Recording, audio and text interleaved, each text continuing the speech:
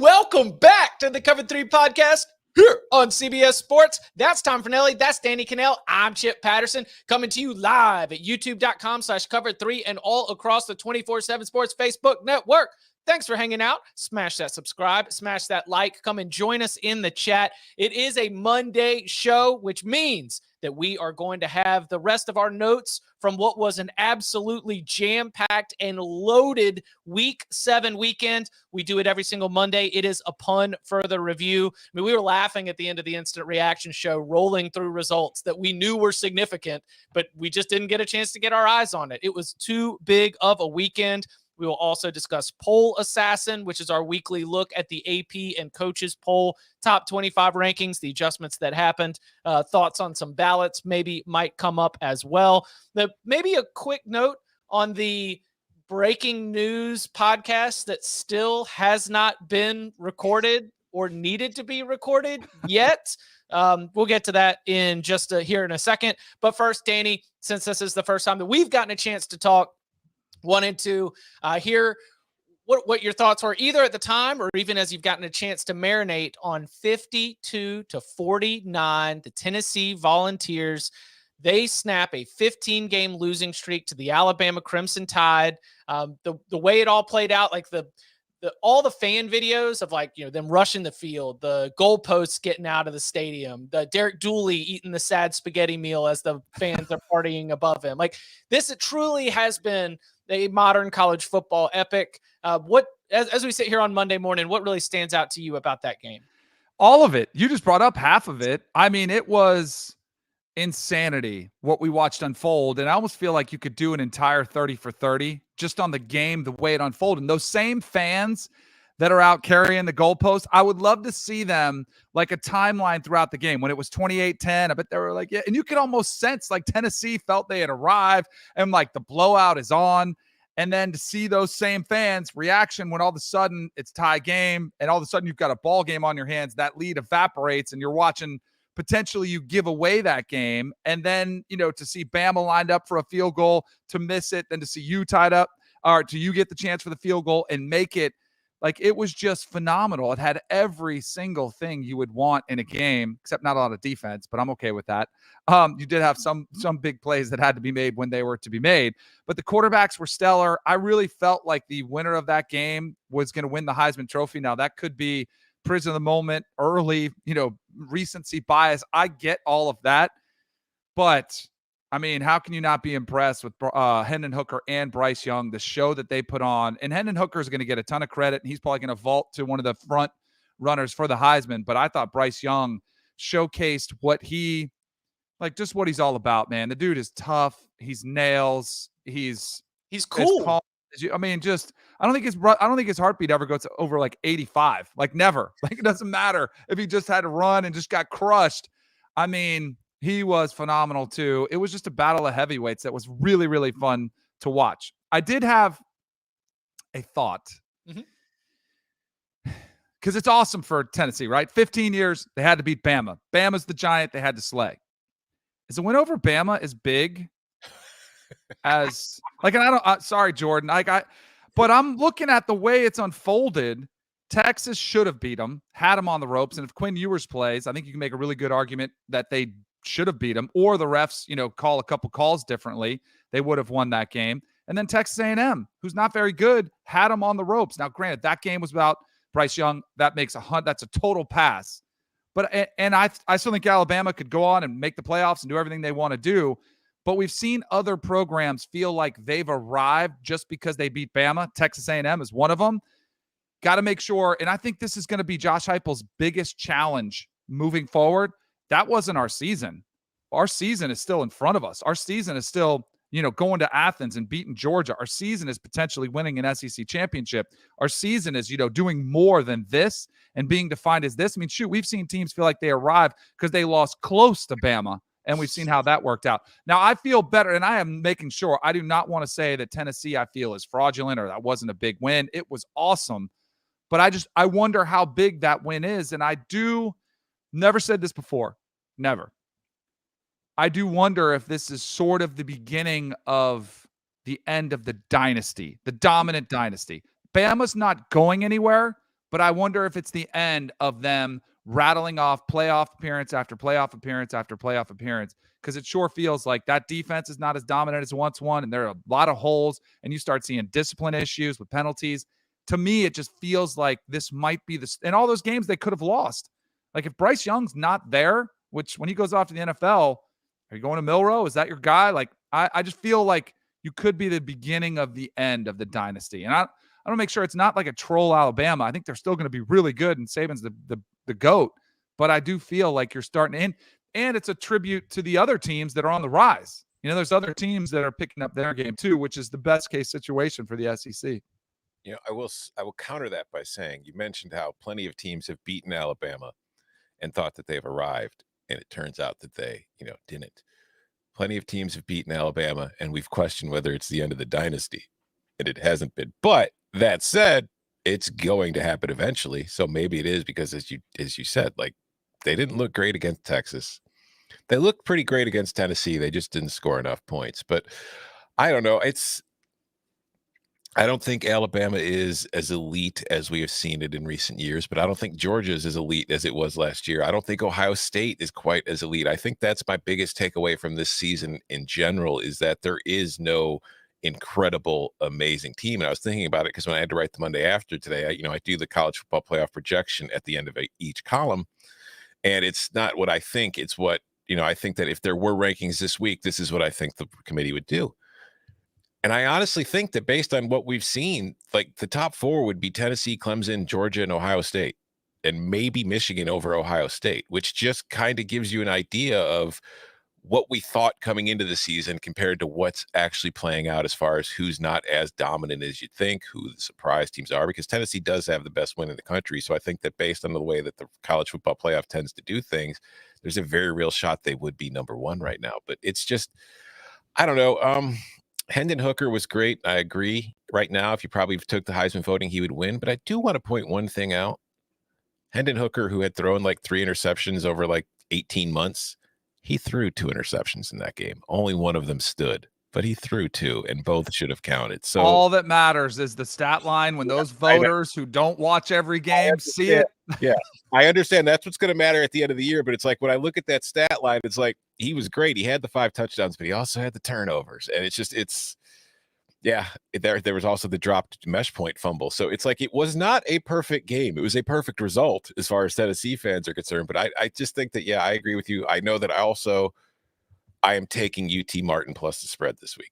I know. What the line is, because hangover. Big. I'm with you on that one. What is the spread anyway? It's got to be massive. Guessing it's going to be in the 40s or something, but take Martin, lock Unity, lock Infinity this week. It's going to be 7-3 UT Martin's up at the end of the first quarter. They're just going to have to go for it because there's no field goals. Right. They're going around like begging for money to replace their field goals because they took them out of the stadium. Sorry, guys, we're going for 2. That's the deal for playing in Knoxville now. I will say this, though, because I feel bad. Jordan's like, can't I have anything nice? Can't Tennessee fans have anything nice? As far as the teams that have arrived, I do feel Tennessee is closer to being the 2019 LSU than they are the 2021 Texas A&M or some other team.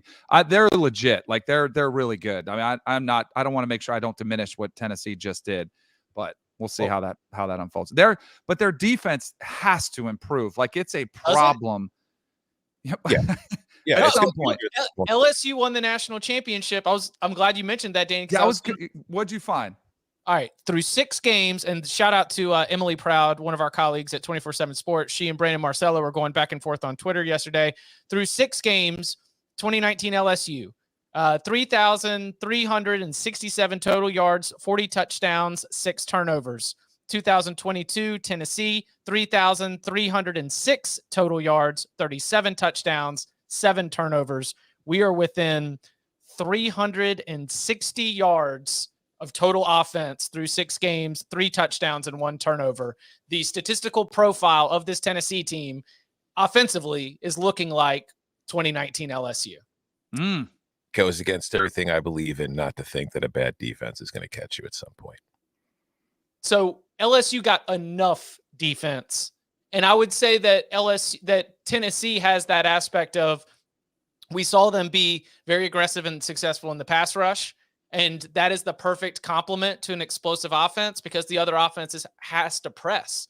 You get off to those quick starts, you start scoring touchdowns, you make these other offenses one-dimensional. And if you've got really good pass rushers that can cause havoc, then you can get enough out of your defense. Another difference, though, to me, like statistically, it's similar. But how many of those LSU defenders on that team got drafted? How many Tennessee defenders on this team will be drafted?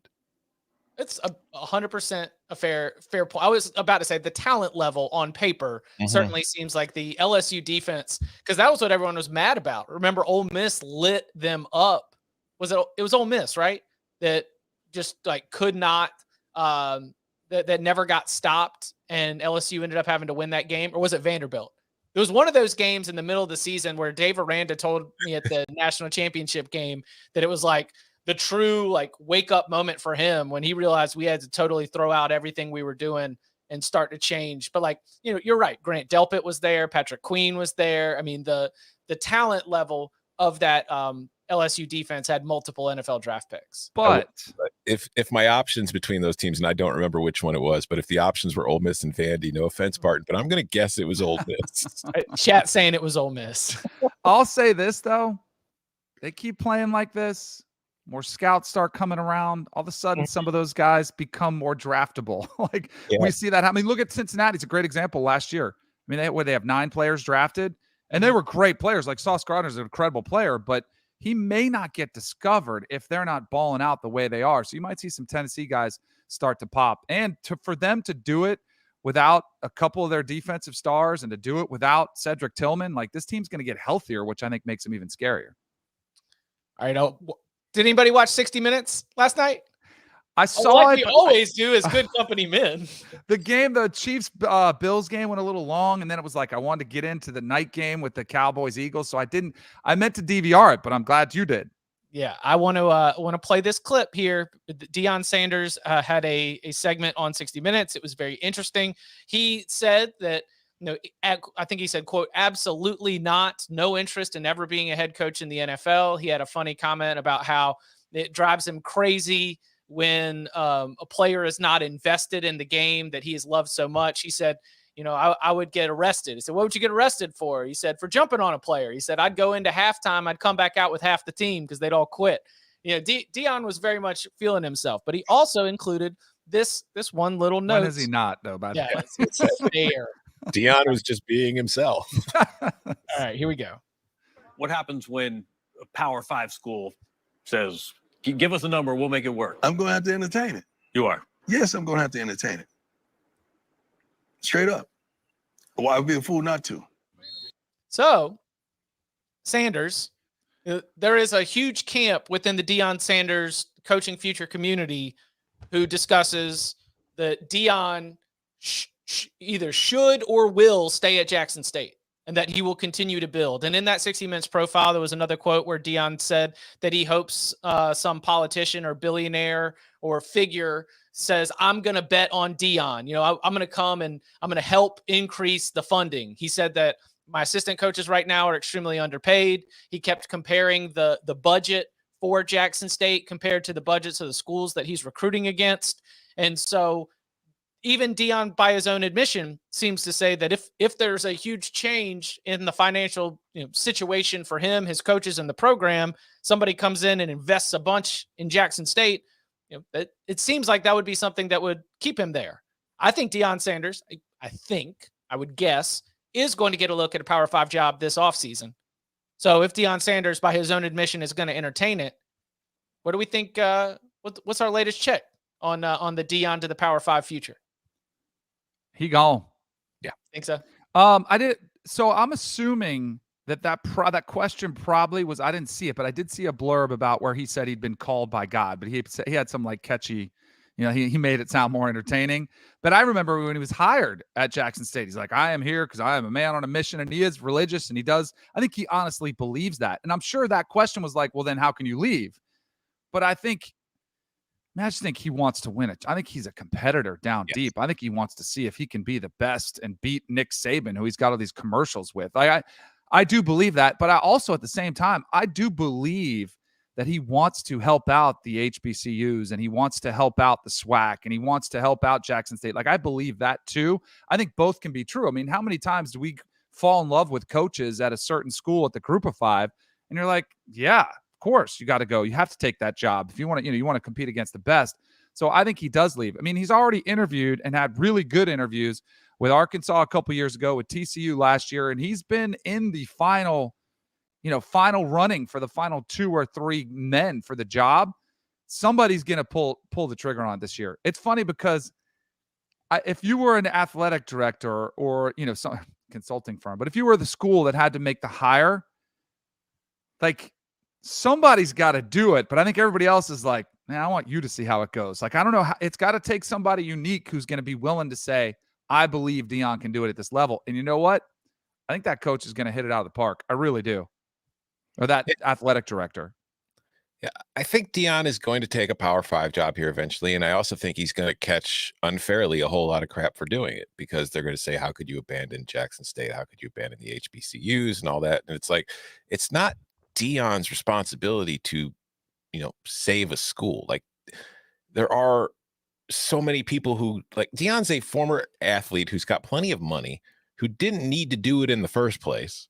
And he's gone and he's taken the Jackson State job, like you said, Danny, and I believe him too. I think he sincerely wanted to help the program. I think he wanted to bring attention to it. I think he wanted to bring attention to the conference, HBCUs, all of that stuff. He didn't have to do any of it.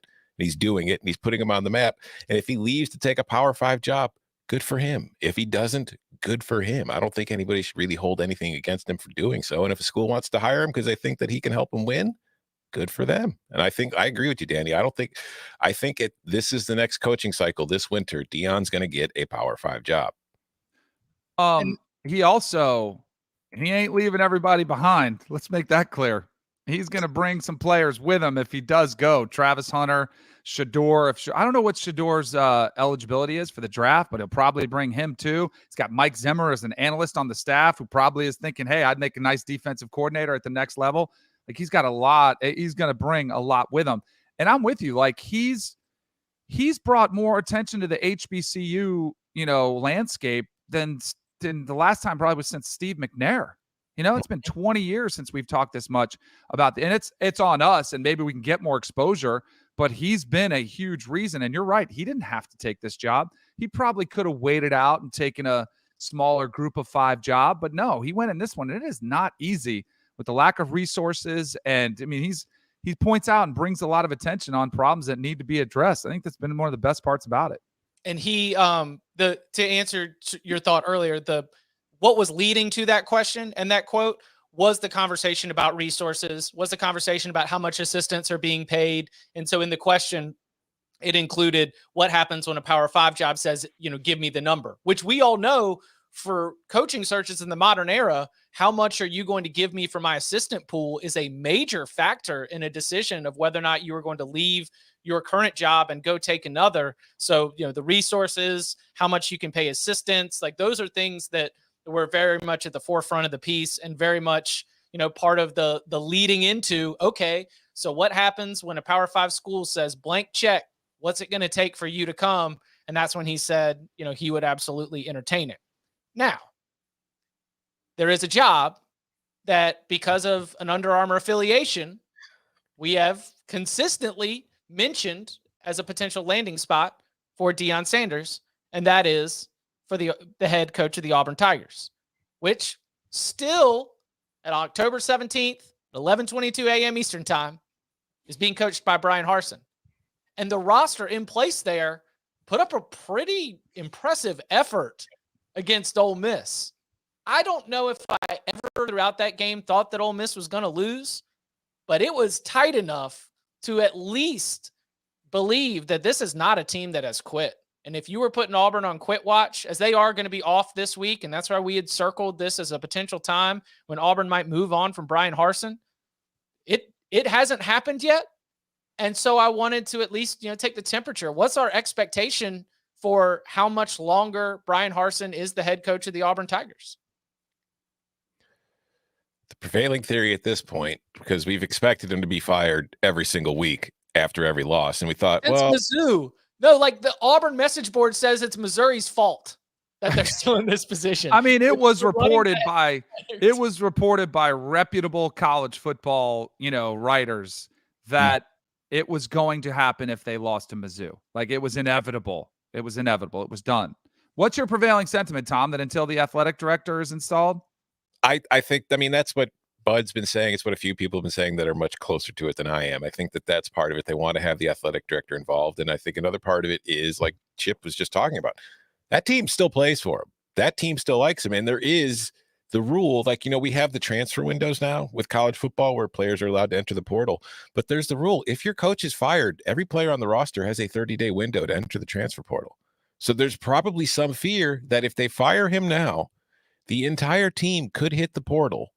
And then you're kind of left with a JV squad for the rest of the season, including the Iron Bowl at the end of the year. And is that really what you want? Like, are you willing to get trounced by Alabama by 70 points just to get a head start on your coaching search when everybody kind of knows the job's going to be coming open at the end of the year anyway? But of course, you also run the risk of, what if Auburn wins out? What if they keep winning and then they beat Alabama and you can't fire them? So it's Auburn. It's a situation that makes no sense. Something's going to happen. Most people aren't going to end up looking good coming out of it. Bud passed along two notes that I thought were significant. Number one, I think he said that somebody he talked to that was close to the situation made reference to the LSU situation when they only had 37 scholarship players against Kansas State in the bowl game. And that is where throughout the college football industry, the people in charge of these schools are saying, we don't want that kind of situation. We don't want to put our program in a position where it is just downright embarrassing based on the scholarship players that are available and the product that's going to be on the field as a result of it. The assistant coaches include a lot of Harsin guys. And then, there is, like you mentioned, the athletic director piece of this, which now seems to be, you allow the athletic director to come in, you will do a complete review of the football program and likely make the decision that we think is all going to happen. But as long as this team is continuing to fight for Bryan Harsin, there's no reason to give them a reason to all jump into the transfer portal and create just not only a skeleton staff, but a shell of a team with big, high profile games, the Iron Bowl included, still left on the schedule. Also, if you are interviewing for the Auburn AD job and you want the job and they ask you if you're going to fire Bryan Harsin, say yes. Because if you say I've got to evaluate the situation and get a full look and make my own decision, they will not hire you.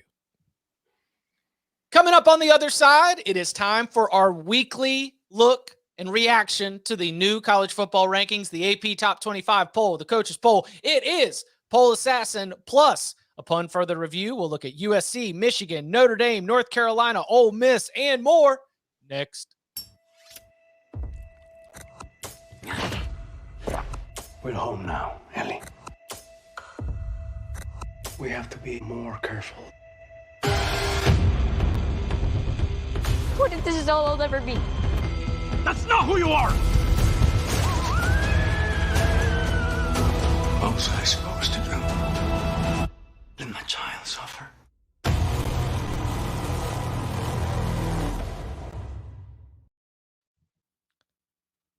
We discussed on Saturday night's show that Tennessee probably was not going to be jumping ahead of Georgia or Ohio State. We were correct in that prediction. The new AP Top 25 includes Georgia at 1, Ohio State at 2, Tennessee at 3. Tennessee did get 15 first-place votes and first place vote from Tom Fornelli in the Football Writers Association of America Super 16.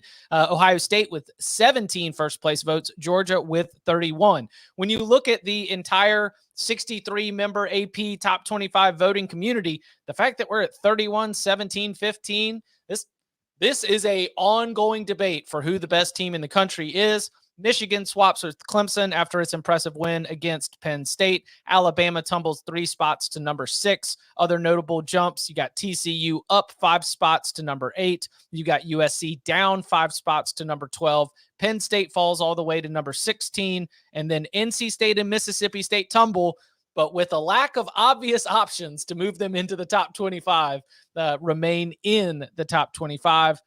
Illinois up 6 spots to number 18.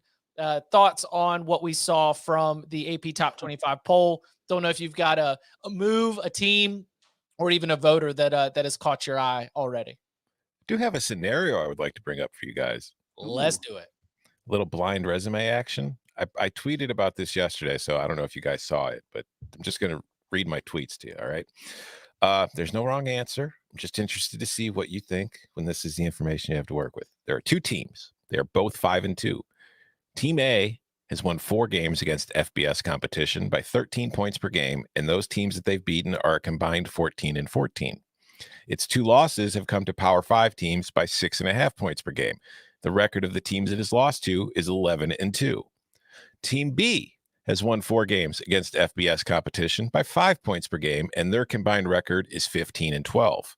Their 2 losses are also to Power 5 teams, and they've come by an average of 3 points each. The combined record of the teams that they've lost to is 11-1. Which team are you ranking higher? Danny, do you want to? I know the answer to this because I was following, and you were doing it live, I was like, it's negligible. Like I think that's what I was thinking. Very close. That's I think they're the same. I think they're the same team or deserving of being right around the same spot. Pretty much identical resumes. And I'm not arguing one team should be ranked, one team shouldn't, but they're very close and identical. Well, one team is ranked. It's number 19, Kentucky. And the other team, Team B, is not ranked. It's Purdue. And this is just this is a perfect example to me of showing what poll mentality is with preseason polls with the voters who just slide teams up when they win, slide teams down when they lose. Kentucky started the season ranked in the top 10. It's lost twice. It got punished both times. It beats Mississippi State last week, so they bump it up 3 more spots to number 19. Purdue was not ranked to start the season. It's lost to Penn State and Syracuse. Penn State was undefeated until getting trounced by Michigan. Syracuse still is undefeated, and they were both very close losses. And Purdue can't even crack the top 25, while Tulane, and I'm not complaining that Tulane is ranked, but Tulane's able to crack the top 25, but Purdue isn't, despite having a very similar resume to Kentucky. So that's just something I wanted to point out because that annoys me. Tom, I never knew we were brothers in arms like this. I'm loving it, though. Like, we need to form an alliance. We need to get this message out there about the AP Top 25.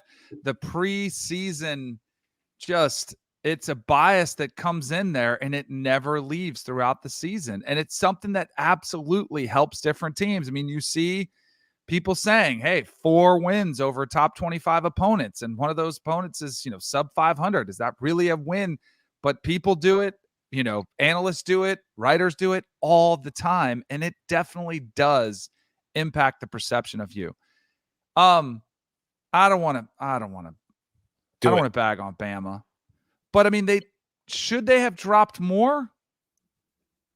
So there was, when you have USC, Oklahoma State, and Penn State all losing, like, it sort of created a pillow for Alabama to fall into. Like, debating Alabama ahead of Ole Miss, debating Alabama ahead of TCU, ahead of UCLA seems like, big eye test energy. Right. Big eye test energy. But other than that, like, profile. I think TCU, and that's where you've got to, because no one, except for our guy Bud, who picked him to win the Big 12, no one's talking about them. They have a new coach. The expectations are low, but they're starting to build up a really nice resume that is as good as anybody's in the country. Yeah. That was something that bothered me. The other thing, Clemson didn't have the opportunity to, is that me? I don't know whose mic that was. Clemson didn't have the opportunity that Michigan had or that Tennessee had, but they still beat a pretty good team on the road. And I'm not being a Florida State homer here or anything, but I do think Clemson, I think it's last year still hurting them. And maybe that's why Dabo's still salty. I saw some of his comments after the game where he's like, oh, these haters still want to bench DJ. I haven't heard anybody say bench DJ since the Wake Forest game. Like, nobody. Everybody's like, oh, he's turned the corner. He's on to the next one. Like, he's totally put that behind him. And yet Dabo is still bothered by a lot of it. But I do think the perception of Clemson that they were on the downslide, that DJ was struggling, was going to be something that was going to be a problem. And I think it's a perception they're still trying to overcome. Dabo holding on to a grudge or a perceived slight that is so unlike him. I agree. I think that what Chip said is right, though. I think if other teams hadn't lost, Alabama probably slides a little further, or at least might have deserved to. I don't know if it would have, because 3-point loss on the road to a team that everybody's put number 3. But you mentioned one of those teams, though. Let's play a little more resume games, right? Because if you Ooh. look at the rankings, and this is also going to show more preseason bias based on what you thought before the season began, and a little thing we often refer to as SEC bias. Ole Miss is at 7, TCU is at 8, UCLA is at 9. Let's go through these teams' resumes so far.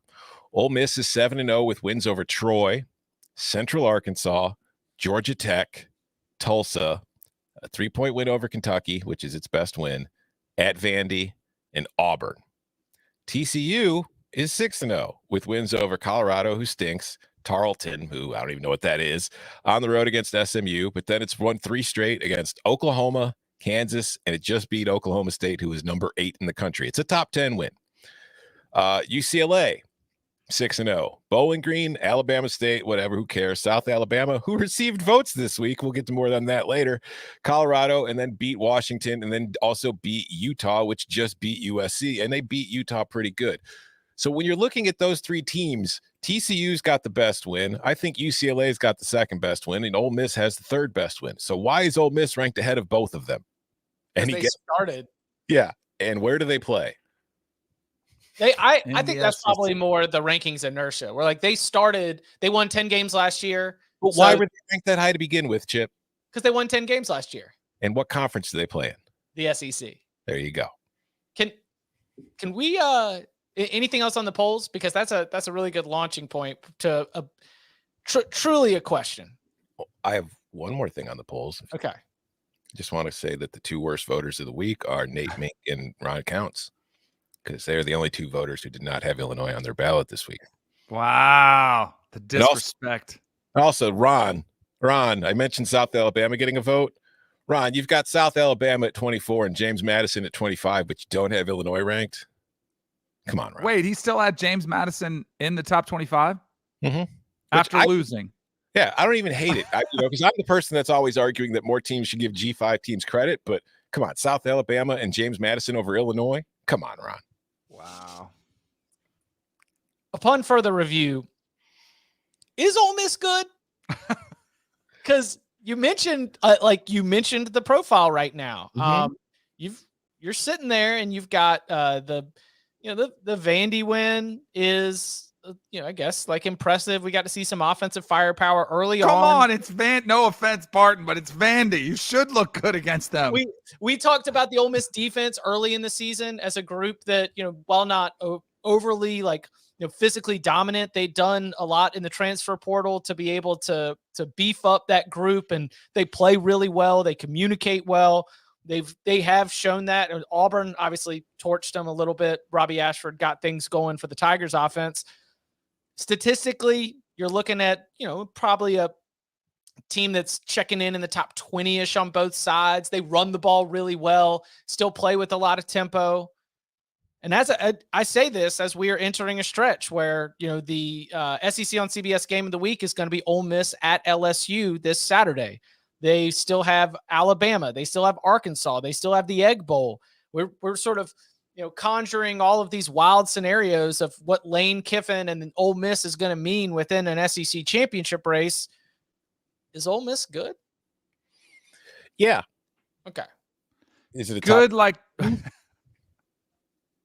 Now for sure. I'll give it credit for being top 10 now. I mean, if you look at it statistically, it's been pretty solid on both sides of the ball. It's like they're balanced. We see so many of these teams where it's like top 5 offense, but your defense is 40th. And it's like very few. It's like, no, you're very well-rounded and pretty sound on both sides of the football.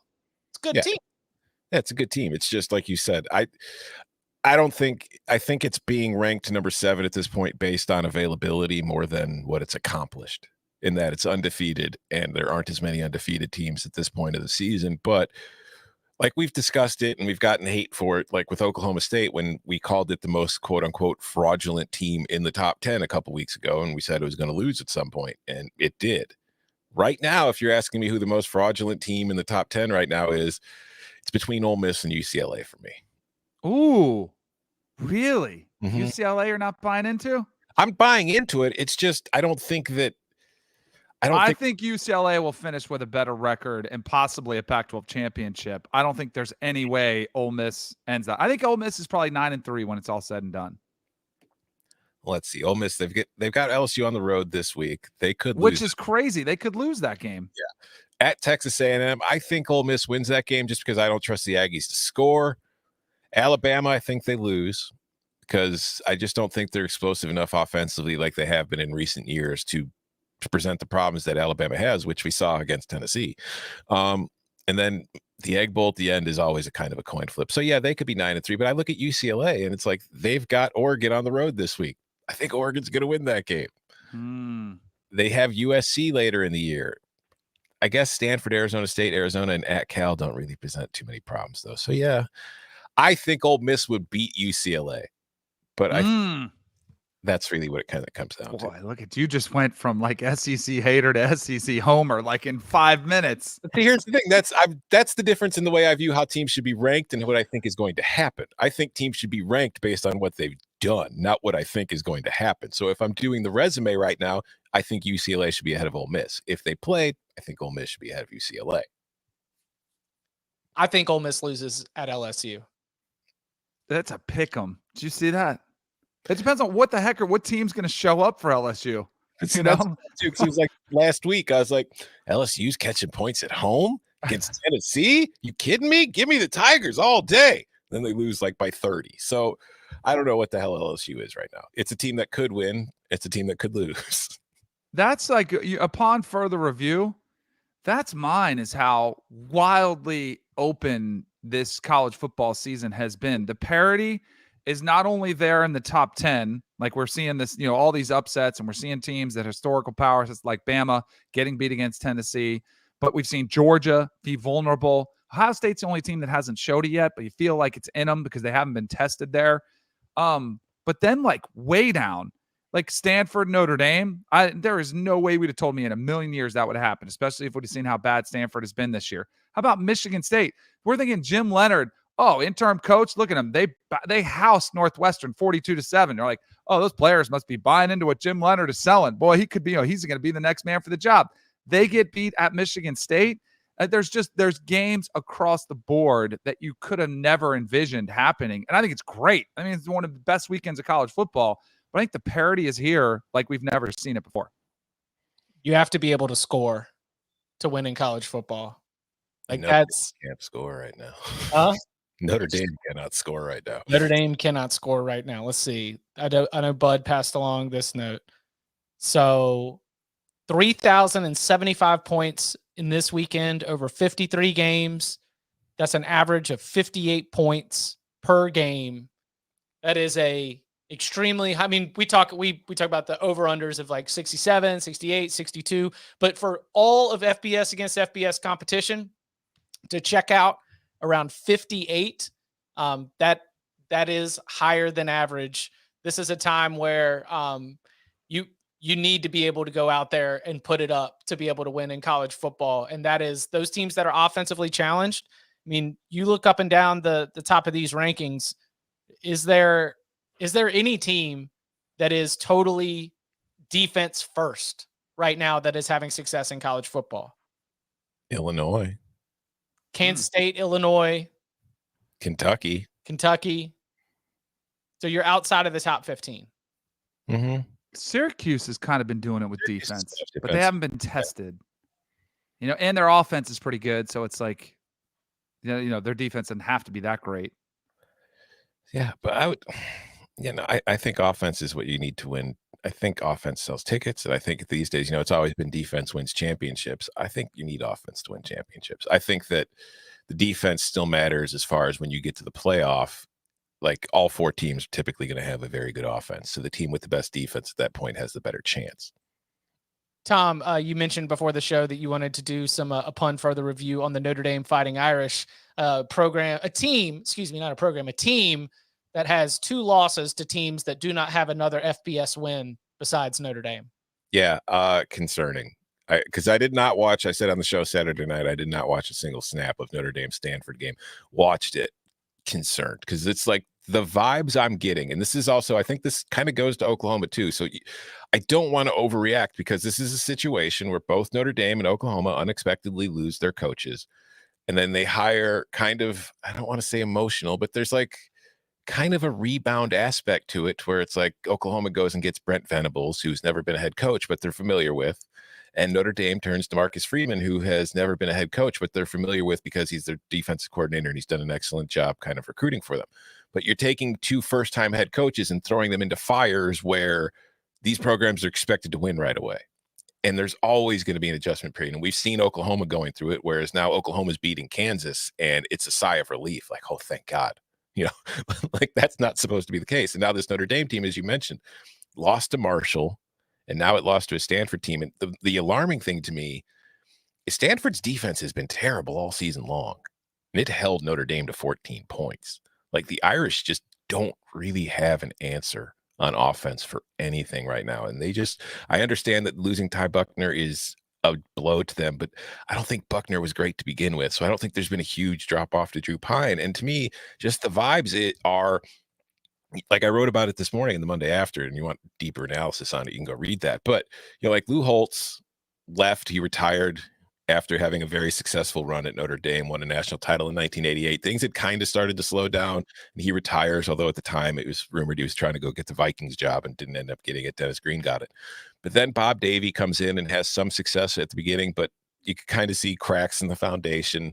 Things fall apart. Ty Willingham comes in, has a couple good seasons, but mostly mediocre to bad seasons. Charlie Weiss comes in, has a couple of good seasons, but mostly bad to mediocre seasons. And like that 13-year period, the thing that stood out was Notre Dame was just losing the teams it's never supposed to lose to. Whereas even when Lou Holtz was losing, it was to teams that were really good. Brian Kelly comes in the first couple of years. Notre Dame still losing to a couple teams it's not supposed to lose to. But then they get to the BCS title game in 2012, which was probably a little too quick and raised expectations too quickly. A few more years of struggling. But like the last 5 years for Notre Dame, there's been the playoff appearances. But more than that, the teams that Notre Dame is supposed to crush, they crushed. And the talk of every single year of Notre Dame's overrated, that went away because Notre Dame was beating the teams it was supposed to, and its losses were all coming to elite programs like Georgia and Clemson and Michigan and those kind of teams. And now you're in Marcus Freeman's start of his tenure, and his very first game involves Notre Dame blowing a 28-7 lead in the Fiesta Bowl to Oklahoma State. A very good Oklahoma State team, not as bad loss, but still, you blew a lead. You didn't know how to finish. And then this season starts with a loss to Ohio State where you're fine. That's not bad, but you didn't look to be anywhere near the same caliber of team in that game, even if it wasn't a blowout. And then you follow it up with a home loss to Marshall. And then a few weeks later, you're following it up with a home loss to Stanford. And like you said, Chip, two teams that had not beaten any other FBS opponents besides Notre Dame. So it's like you're a month and a half into the tenure, and you've lost two games that you haven't lost to anybody, like the kind of games you haven't lost in the last 5 years. And for me, if I'm a Notre Dame fan, it's like you got to be patient because, again, they're all still kind of learning on the job right now. Marcus Freeman has not had to do this before. But I'd be a little scared. Like, you might be going back into the wilderness that you were for 13 years. And maybe things like, I talked about this the last few years. I often felt like Notre Dame fans were a little to taking for granted what Brian Kelly had done. And I think that they're kind of getting a reminder in the first month and a half of this season that what Brian Kelly did is not something you should take for granted, because it's like in your recent memory, there's a whole lot of mediocre to bad football, and you're kind of starting to see some mediocre to bad football again. And I would just be worried if I'm a Notre Dame fan. I would chalk it up to, hey, you just need a guy at quarterback. But Brian Kelly never had a guy at quarterback. He had some good, like he had, Ian Book was solid. Like he's had solid quarterbacks, but he hasn't had great. They've just been really fundamentally sound. Like they've been well coached, which is why I think Brian Kelly's a really good coach. Now that LSU got a really good one because he's won at every level along the way, building up those type of programs. So I'm with you. I think the thing to watch out for is that recruiting class, which, what was it, number 2 or 3? Like if that starts falling apart, if they start losing more, because they did just get a really nice win against BYU. Like that's a pretty good win. Although now Arkansas just went into Provo and just smoked them. So maybe it's not that impressive, but I still thought it was a good win. I think it is something like to put on the radar. I'm not that concerned yet, but I totally understand what you're saying. Danny, what else is on the notebook for upon further review from you? Do you guys realize, and I'm just gonna hammer this like a dead horse. Do you guys realize there are 2 quarterbacks that have 24 touchdowns, the most in college football, and only 3 interceptions? Mhm. One of them everybody knows. It's CJ Stroud, who is right in the front of the Heisman race. I know The other one is my guy Drake May at North Carolina. He just continues to play close to flawlessly. I mean, he had 3 touchdowns against Duke, 0 interceptions. He rushed for 70 yards. He's got the athleticism. I'm telling you, like, I don't like getting out ahead of ourselves and saying a guy's a lock for the number 1 overall pick in the draft, but show me somebody who's got better skills than what he's putting on display. And, I'll be shocked because he has been phenomenal for Mac Brown. It's insane how well he's been playing. So this is now a Quinn Ewers and a Drake May podcast. We are Bryce Young and CJ Stroud. Those guys are mid. Upon further review, is Texas back? I think so. Did you see how that Xavier Hutchinson had the wide open touchdown? Or they I don't want to say should have lost because they found a way to win it. Then there's the controversial, targeting they didn't call anything, but Deckers was a runner because he had left the pocket and he's coming down. I thought that was debatable. The drop pass was just a layup that was, and the guy had a great game too. He had 154 yards receiving. It just inexplicably, it's like when an NBA player misses a dunk or a layup, like it was that wide open. But Quinn Ewers was still awesome and they won, so it doesn't matter. But I do think there's possibly another stumble here down the stretch for the Texas Longhorns. Are they the same draft class, Quinn Ewers and Drake May? No, May redshirt. Because May. I don't think Drake May was there, or did he get in there early in January? So is this his true freshman year, or was he there? I think he was a redshirt last season. Okay, so then they would. So then, yeah. So then they both could be the same Everybody class. start tanking for Quinn Ewers and Drake May right now. That's right. This young Stroud and Levis guys are all bums. So North Carolina's upcoming schedule, they are off this weekend. They return to action against Pitt at home on October 29th. Then they go to UVA, to Wake Forest, which is just going to be a banger.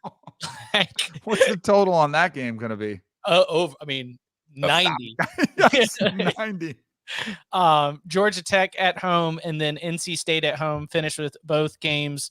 Both final regular season games will be in Kenan Stadium. The Tar Heels are 3-0 in conference play. They have head-to-head wins against Duke, Miami, and Virginia Tech. Do you think the Tar Heels are making it to the ACC championship game?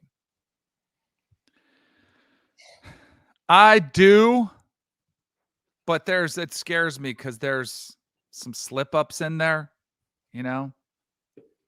I think they do. You don't, Tom? I think the only question is it how many losses? Yeah, that is so bad. Like, they have to lose one of those games. Like, they could lose to Pitt.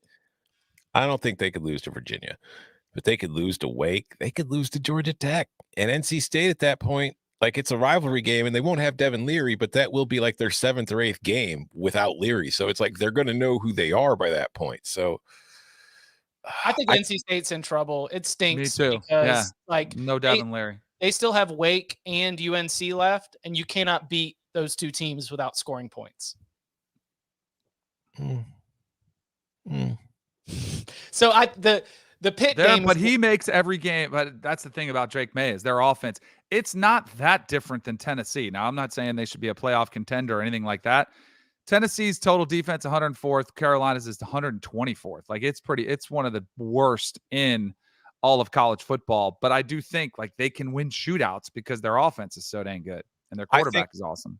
I think the Pitt game is for the Coastal. Like, if North Carolina wins that game, I don't think there's any way they don't win the Coastal. Because no one goes into Chapel Hill unscathed and walks away unscathed. Well, the problem is Notre Dame did. The same Notre Dame team that we've been bagging on, whose offense has been so dreadful. That's my point. Like, rolled. Their offense, they were able to put up a bunch of points on North Carolina, which is why I can't sit here and be like, I think North Carolina is the favorite to win the Coastal. But man, Do you guys know what Matt? Well, I don't know if this is for the record or off the record, but I have sources that told me that Mac Brown has said that Notre Dame team was just way better than they were, and the roster was way better top to bottom. But then that same team just lost to Stanford. So what does that tell you? It was his entire post-game press conference. It was all on the record. He spent all that time being like, what an honor to compete against a team like that. You know why? Because it makes the loss look a lot better when you do that. Yeah, that was so. And unfortunately, for North Carolina, you're going to be trying to correct something because they played in week 0, which means they have 2 bye weeks. The first one was ahead of Notre Dame. They came out flat, got pushed around. This Pitt team is going to bring a physicality to this game. They are going to be coming out of a bye week, and if you come out soft, you will lose to Pitt and give up your opportunity. If you lose to Wake and if you lose to NC State, those don't hurt your chances of winning the division because they are not division games. Well, they do. If you lose them both, it does hurt your chance. But you can lose one of those, and as long as you defeat all your division opponents, you can still get that bid to Charlotte. So Drake May, undoubtedly one of the best quarterbacks in the entire country. North Carolina's ACC Coastal chances probably on the line October 29th as Pitt comes to town. Is USC going to be okay? Yeah. They're going to get beat again by somebody in the regular season. I mean, UCLA, that's Maybe. the best. That's now Tom, I didn't know he hated the Bruins, but no, I'm just saying I said they might lose to UCLA. But here's the thing. Like, I don't have any huge takeaway from what happened Saturday night because it's what I've been saying all season long. Like, the offense is going to be great and the defense is going to stink. And its defense stunk. And Utah was able to score 43 points and outscore it. But I thought its offense had one of its best games. Mm-hmm. Opponent and situation all played well enough to win, though. Like I thought that was a great step forward for Caleb Williams and that offense. And you did it with Jordan Addison getting a little bit banged up along the way. And also, as I got a chance, because remember, the game was going on as we started, in that time leading up to, I just didn't get my eyes on this a lot. Kind of felt like I was tracking it. To go back and review that game, it was bananas. Like, there was just some weird clock management. But yeah, I mean, just everything about it was very, very strange. Congrats to Utah for getting the win, but like that game, if they play again for the Pac-12 championship, what happened in the first game probably is going to have no bearing on it. It'll probably be another one-score classic, but I think that game was just so unique based on the clock management, the play calling, the officiating, the back and forth. I mean, congrats to Kyle Whittingham for being like, look, we got to end this right now. Like, we've got to end this game right now, because if we leave anything up to chance, it might not break our way. And of course, they decide to go for 2. They win that game 43-42. The schedule ahead, as you mentioned, Arizona, Cal, Colorado, Notre Dame at the end of the season, UCLA and USC. That is going to be the ticket to USC being able to get a potential rematch with Utah. Utah has to be able to go the rest of the way. UCLA, Oregon, USC, and Utah. That is your top tier in the Pac-12. Top 2 teams in terms of conference winning percentage will make the conference championship game. And I'm encouraged by USC, and specifically offensively, by the way they performed against Utah in that spot. I'll say that because I don't want to flippantly sound like USC was fraudulent. I thought Utah would beat them and cover the spread. They clearly didn't and almost lost. So I feel better about USC. Like, I feel like they're more of a, I don't know what the proper word is. I think they're legit. Like, I think they're much better than they were last year. Like, whatever way you want to portray it, I think they impressed me. Like you were just saying, Chip. I think they impressed even in a loss. Yeah, I think USC is a prime contender to be the number 4 seed and get spanked in the playoff. I mean, because they run the table the rest of the way. They beat UCLA. They beat Utah. Yeah, because if you look at the rest of their schedule, like, their next 3 games should all be gimmies. It's Arizona, Cal, and Colorado. They should win all 3 of those, and they should win them mostly comfortably, but not too comfortably because of that defense. But if they can get by UCLA, and then maybe that Notre Dame game at the end of the year is tougher than it looks to be right now. Maybe Notre Dame's figured it out, and then they probably get Oregon or UCLA again, or maybe even Utah, a rematch in the Pac-12 championship. So I think that offensively that team is good enough to beat anybody. But I also think that when they play other really good teams, that defense becomes a liability, and it was on Saturday night. Anything else from upon further review before we get out of here? I kind of couched it a little bit when I said it on Saturday, but after further review, I'm going to say it. Minnesota is fraudulent. Sorry. Playing the hits. Sorry. On both sides of the ball? I mean, you got to provide a little bit of. Ibrahim is legit. The defense is good. The defense isn't great. But if you go and look at the drive chart for Minnesota, I think they had like 2 drives over 20 yards in the entire game. Like, it was a long kick return that set them up with a 1st and goal for one of their touchdowns. And then there was one long drive that featured one very long run from Mo Ibrahim that set up their other touchdown. Other than that, they didn't do much of anything. And defensively, again, they're not bad because I think Rossi is a very good defensive coordinator. I think they are fundamentally sound. I think schematically they are good. Talent-wise, I don't think it's quite there just yet. And because I thought Illinois was able to get a whole lot on them. And Illinois has not really been an offense that's been just moving the ball over the field all season long. Upon further review, there will not be an opponent that will score more than 24 points against the Michigan Wolverines before November 26th. Oh, I got to look at the schedule. But I agree with you without seeing what the rest of the schedule looks like. That defense is so good. And we talked a little bit about just sort of Michigan in general, the way they controlled that game. We talked about it on the Sportsline Live Hour. Like, on a down-to-down basis, Michigan dominated Penn State, and it was really only a interception and one long Sean Clifford run allowed Penn State to get some scores to make that not look like a total near shutout. But as I look ahead to Michigan State, Rutgers, Nebraska, Illinois, that Nebraska could get 24 on them in garbage time. If Maryland gets 27, Nebraska can get 24. Okay. But I will say, my opinion on Michigan is changing the last few weeks, and that because like that Maryland game kind of concerned me. I think Maryland, that game is going to prove to kind of be, like every good team has an outlier game where it's like you're just kind of like, what the hell happened there? Mm-hmm. I think that Maryland game could prove to be the what the hell happened there game for Michigan, because even though they only beat Iowa by 13, they absolutely dominated that game. Iowa got a couple scores late to make it look close, but Michigan just kind of was playing with its food the entire time. The Indiana game, the Mike Hart stuff in the first half, they were flat. They came out the second half, absolutely dominated them. Penn State, like you said, they won that game by 24, but that was a 40-point game. Yeah. I mean, here's a nerd way to put it. Penn State led that game 17-16 in the third quarter. The post-game win expectancy from all the nerd stats was 100% for Michigan, despite the fact they trailed the game in the third quarter. Watch the Sportsline Live Hour from 1:30 to 2:30 so you can watch Tom and I every single Saturday cut through the BS and just tell you how to make money. You got Michigan at under a touchdown. Mm-hmm. I was interrupting the host of the show to tell everyone to jump on Michigan right away. Shout out to Tommy Tran. We love you. All right. You can follow him on Twitter at Tom Fernelli. You can follow me at Chip_Patterson. Tom, thank you very much. Thank you.